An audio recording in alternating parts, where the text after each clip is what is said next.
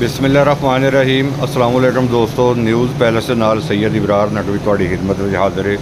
ਦੋਸਤੋ ਦਰਿਆਏ ਚਨਾਬ ਦੇ ਹਵਾਲੇ ਨਾਲ ਅਪਡੇਟ ਦਿੱਤੀ ਜਾ ਰਹੀ ਸੀ 2 ਦਿਨ ਤੋਂ ਕਿ 12 ਤਰੀਕ ਨੂੰ ਪਾਣੀ ਆਉਣ ਦਾ ਖਦਸ਼ਾ ਹੈ ਤੇ ਉਹੀ ਕੰਮ ਹੋਇਆ ਜੀ। ਇਹ ਵੇਖ ਲਓ ਜਨਾਬ, ਇਹ ਮਨਾਵਰ ਤਵੀ ਦੇ ਮਨਾਜ਼ਰ ਨੇ। ਮਨਾਵਰ ਤਵੀ ਬਿਫਰ ਗਈ ਹੈ, ਪਾਣੀ ਦੀ ਸਤ੍ਹਾ 'ਚ ਮੁਸਲਸਲ ਜਿਹੜਾ ਉਹ ਇਜ਼ਾਫਾ ਹੋ ਰਿਹਾ ਹੈ।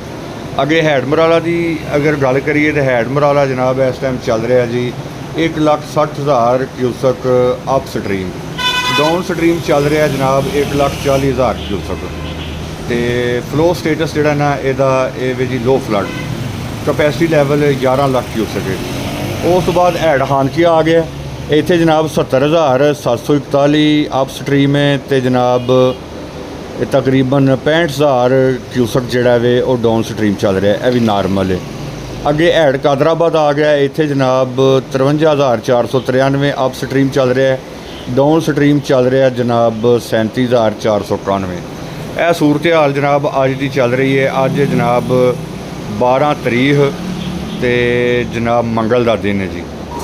यह सूरत हाल जनाब हैड मराला तो मुसलसल पानी की सतह इजाफा हो रहा है। इनू ज़रा ईजी ना लियो, यह बड़ा पानी है तो मज़ीद पानी बढ़ जाने के खदशात ने।